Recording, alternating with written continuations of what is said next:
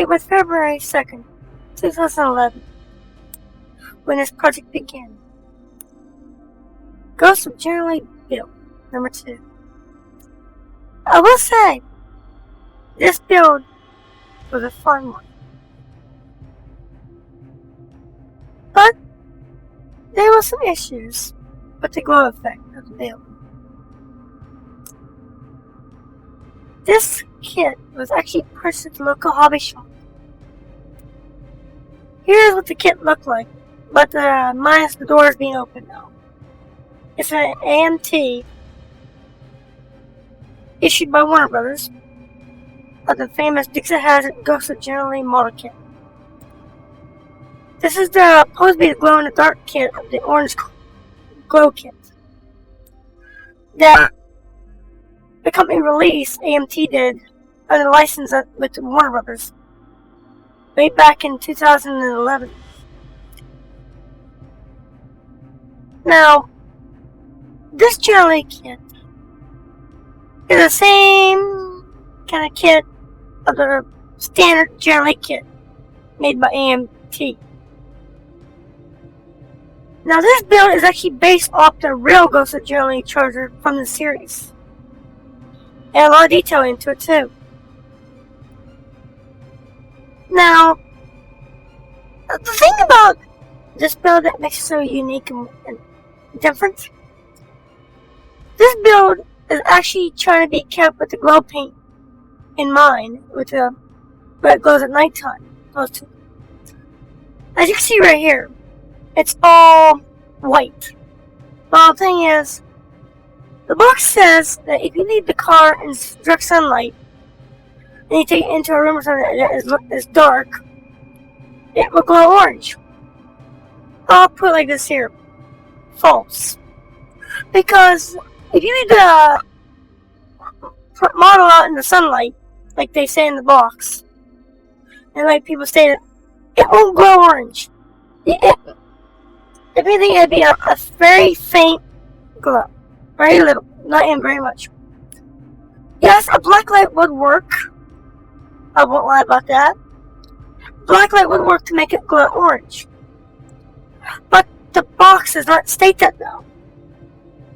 It says glow in the dark orange parts within the box of the contents.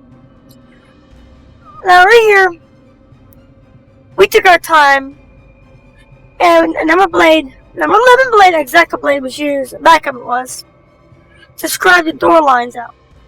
Now AMT models really doesn't have too much detail on them. They're very good for beginners, though, for anybody who wants to get into model building. AMT would be very good for you. Not only is this build planned to have a lot of detail based on just how the real one was built, this build is planned to be a late Valentine's Day gift as well. We had no idea all glue in the kit and what all glowed. We wasn't sure if the decals glowed or not. But we wanted to get the model to completely glow and then apply the decals and apply the glow effect over top of them as well. Now after scribing the doors open, now comes the most fun adding the details, so let's start on that part now. Now, as we all know, the AMT stuff does lack a lot of detail, but they're fun to build though. And right here's one thing. Now, on the Dukes early cars did have side reflectors, and everything was actually on them, and they just painted over top of them. But when they went to the later season for consistency, they actually filled everything over. And right here, if you look closer, you can see a little bit of a taillight housing piece right there. Now, the thing is, the taillight that you're looking at right here upside down, not up right now. No, up like this here. What you're looking at is actually a chrome trim plug around the taillight. Now, there ain't very much detail in that. Now, here is a molding line. If you look clearly at the drip right here, you can see the molding from the mold. Now, that's what a lot of people call flash. Well, that's easy to remove. But the thing is, this car can't be painted. That's the problem, because of the glow effect. Now, if we wanted to fix this, okay, It would take a lot of sanding. But remember, we cannot primer. We cannot do nothing to it because we want it to glow. Now, the side markers wasn't on the real Ghost of Generally whatsoever. And I'll put it like this here: the real car was not painted orange. You see, during the making of the episode, they actually switched the Charger, what you see in the police impound yard garage area, where the boys scare the crap out of Enos and Rosco. When you see the door opening in the garage, and the car backs out, now I'll put this here, the one that you see glowing is actually an all-white Charger. The one you see backing out, when it's orange, is a completely different Charger. Big difference there, people. Now, these things here is some of the stuff that was bought for the project. A lot of planning is taking place right here. Now, this is actually the original kit windshield and the original kit taillights. Transparent red is all. That's all they are. Now, I'll put this here. If you make one mistake with the X-Acto blade, you fill up a taillight. Now, in the previous build that we did, Ghost of Generally build number 1, it was done by a Revel kit. Now this one is done by an AMT kit. Two manufacturers, Revel has a lot of detail in their build in their kits. AMT, not so much. But I'm gonna addition the cars up. They're fun to build. Now the blue paint was used here on the inside to see how it would see if we went that direction. We knew the car glowed very light orange when in the sunlight or under a black light, but the glow doesn't last. I'll put this here, people. We tried to get the car to glow, but this wouldn't glow.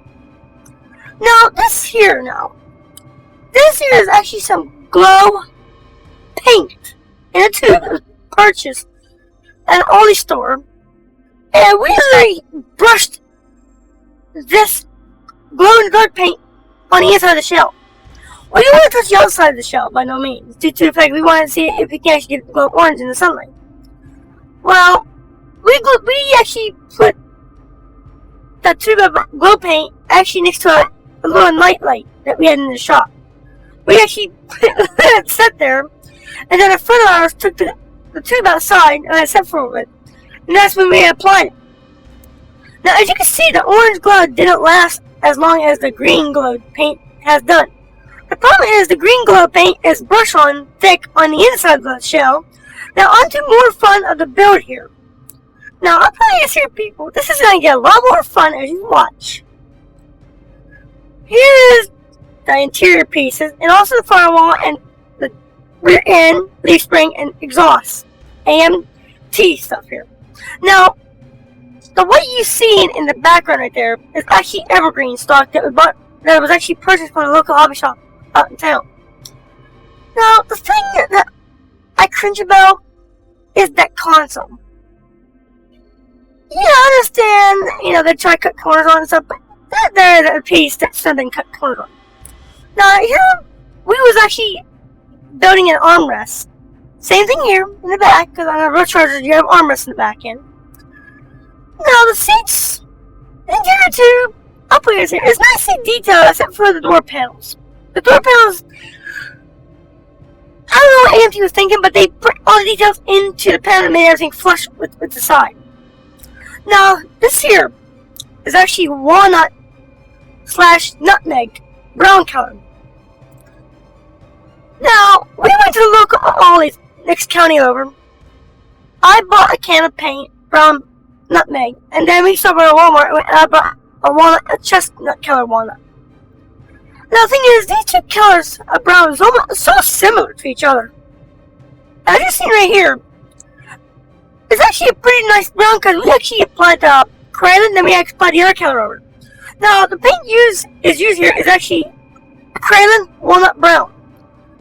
Color place, flat black. Now right here, we was doing a mock-up, see how they would look in place. Because the real Ghost of Generally model, the real Ghost of Generally car, the real car actually had a brown interior in it. When the Duke boys, especially Luke, is laying in the back seat area while Bo is up in the front seat, There's a couple good camera shots that shows you the color of the car, what the car actually look like inside. And it's actually a brown color. It's not a tan. It's not a black. It's actually the color you've seen right here, a walnut color, tan. And when we put this together right here, we had a hard time touching the dash, touching the seats, and trying to get glue on the pieces as well. Now, like I said, the interior tube is actually detailed, but could have been better. But that's the fun part about model car building, is when a builder can actually add more detail than what the company does. Now, the black here is actually made by ColorPlace, and at the time, ColorPlace could actually be bought in a Walmart store that carried ColorPlace. And if I'm correctly on it, ColorPlace was bought by another company since then. But it was actually a good paint though to use at the time. And it was only like 96 cents a can. Now here, I actually glued the console piece on top, the plug-in piece right here. The reason is, people, the console that comes in the kit is all manual. Stick shift consoles is all AMT makes in these kits. And the thing is, the Duke's car, even though the sound effects on the car podium, the stick shift, it was actually an automatic on the floor. The sound effect actually came from, as I heard, a movie called Bullet by Steve McQueen. And if you watch that movie Bullet, you can actually hear the sound effects that they use on the Dukes, on the Jelly. Again, right here you can see where details are being applied, and some areas where the mold parts, injection areas, is being smoothed out a little bit. Nice color piece here to the dash. Now here you can see what the tan brown looks like. Now this is actually the walnut color from Walmart. Now on this show they mostly spray bummed the interiors. Here we actually primered the interior tube for the first time. And the primer paint used here is actually ColorPlace gray primer. And again, it is like an acrylic paint that when you spray it and you leave it in the sun, it will actually dry real fast. It's what you call quick curing. And when we spray the interior down, we're not really wanting to save the details on the door panels and the rear quarter panel pieces, because we're going to be making our own. But the armrest is actually good in place, so we wanted to prime it so we can see how the details we had looked.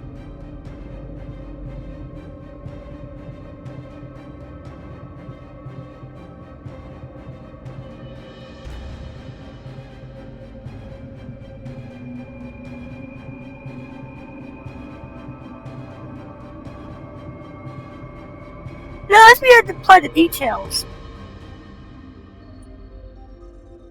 it was a little past February 2nd, 2011, and as we had snowstorms coming and go on this little scale, we were underway, and we were actually doing much we can to apply details.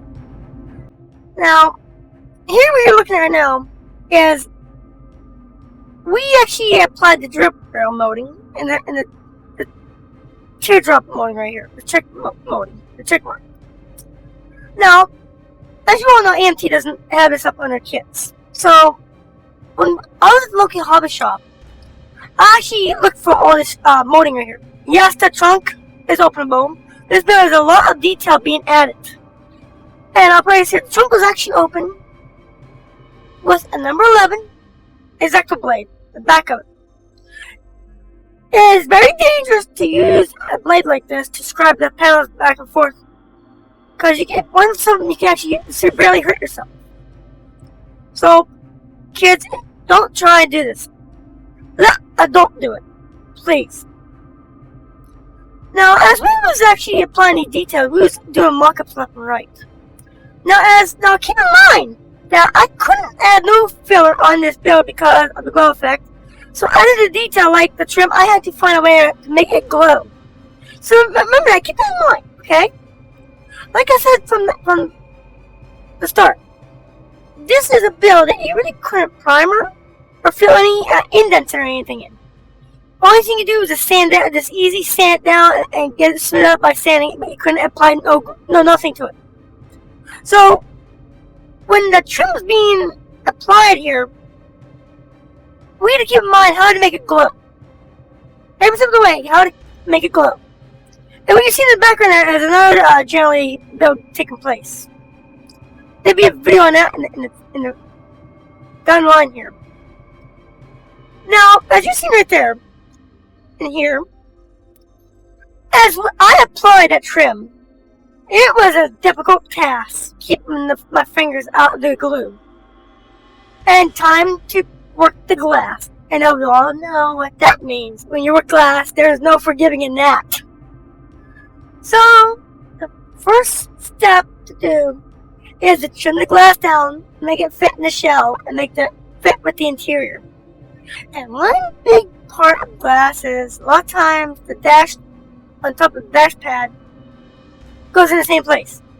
Now here comes the more of a fun part, kit bashing. Yes, I'm using the Reval 69 Dodge Charger kit part from the part box on this build, since the engine bay is really the only part that doesn't glow. And like on the show, you don't really see too much of the stuff, so I'm doing the same way here. And yes, people, Reval head blocks is being applied to AMT engine block, which I will say, I'm all was shocked that they actually fit perfectly nicely on it. Now I want to make the front tires look used and like they've been driven hard on those Hazard County dirt roads and streets. By the way, there are some AMT kit rims and tires from the AMT Ghost of Drilling model kit that will be being used here now. And I will say that now, these pieces are actually pretty detailed. Even I like these kind of rims. But the thing is, the tires should have been aluminum color and not chrome. That's the downfall there. But as you can see with the drip run motor right there in the background, that bright white piece. Now you can see how the tires look nice. Now here, we actually sanded the sides of the tires off. We stuck them in a Dremel and we easy rotated them on a piece of sandpaper. This tire was not done yet. This is only a mock-up to see which one looked better. This one, which is a used one, or the other one, the nice and shiny. And everybody liked the dirty one right here. Everybody liked the used one. And I think this trim right there came out beautiful on this project here. Like I said, not every generally had side markers. Not everyone was all shaved over, filled over body filler. The motor block here, we actually had to take and improvise and convert parts from two companies into one piece here. The rebuild heads and the AMT top part, because remember, we want to make it glow. And that we used the glow part from the AMT kit. Now, we didn't really have any grills on the 69 Charger of the revals, and we wanted to make the AMT one more detailed. So, when we went to the local hobby shop, they was out of 69 part grills, even back in their part bins. So, the best thing that could be done was a Super B grill was purchased. It's the only thing that looked close to what a 69 grill would look like. And people remember, this is way before 3D printing came in effect. Back then, we had to make do at the time. So here, you can see some detail wire is being used for the indent around the grill. Again, super glue. Work here, work there. But let me tell you something, people. Doing this here, it was a challenge because toothpicks was used. Every millimeter I had to stop almost. Put a bit of glue on the outside and easy working around. It was a trial and error moment, you could say. Trying to get that Super B piece to actually It operates a whole lot about people. Now, as we were working doing the detail on the grill, winter came, and we was actually reaching spring of 2011, and was getting details done on this project plus a few others as well. Now, as we was reaching summertime, we were still working on these pieces for this project. It was a late Valentine's gift, and it's a labor of love. I'll put it again. The person that this is being done for loves the Ghost of Geraldine models. I love the Ghost of Geraldine episode of Dukes. And it was delightful when she asked for this model to be built. Yes, the centerpiece is open, as you can see right here. And I'll put like this here. This here is going to be the fun part now. Now, as we was doing some mock-ups to see what would look better, wire or granite sandpaper. Now, we went over to our local Treadle Horn, and the granite sandpaper was actually purchased over there for like 89 cents per sheet. Now, here, the wire was actually zigzagging out to see how it would look. And we did, this took, I'm going to say about a week to actually zigzag. And here, it was actually painted the black color by Color Place. And applying that pipelining to it, now that was a real task. Truth be told, the little plastic piece that is at the chrome of the grill was actually up there, and actually applied the glue to that. And easy, again, with the toothpicks, easy to push it in place. It's almost like doing CAD programming in a program, but instead of taking and do it like that, you do it in real life. Now that black piece you can see right there above the wheel, now that is actually the granite sandpaper. Now as you can see, the holes are too big. That's why we didn't use it before. Now here, you can see put on the insignia for the other model that the grill was actually designed for. Here again, it's actually the wires zigzagging out. Now, I'll put this here. I think that looked a lot better than the other, because, yeah, the granite sandpaper it looked nice looking at it on paper, looking at it on the sheet. But when you actually, it's those moments where when you apply it, that's when you see the effects of it. That actually looks. Here, right there, what I mean by this SRB piece actually looks like a Charger door skin. That's what the Charger door skin looks like on a real Dodge Charger, on a real second generation Dodge Charger. And if I'm right, they also look the same way on the first gens as well, the 66 and 67 ones too. But this is actually for a 68 to 69 version. Now, with the working on the grill, of course, bringing that stuff together, we decided it was time to give the show a glow test. Now, remember I said about it glowing orange? Now, we took it outside the shop. We left it out on the one truck hood for about an hour, okay? When we brought it back in, this is what it looked like. Now, I'm going to tell you now, the green glow paint actually glowed way faster than what anything did. And that's August 18, 2011 hit. Now, that was what we was in the summertime, more than can get done. After now, it was nice weather outside. We decided to go outside with some photographs taken. And here you can actually see what the shell looks like now. Instead of always being inside the workshop all the time with the still photographs, here you can actually see what it actually looks like. Now, remember, the bright white evergreen does not glow. It doesn't glow. So we still gotta come up with a solution for that. Well, as we was doing this, we kept trying to figure out, okay, how are we gonna make it glow?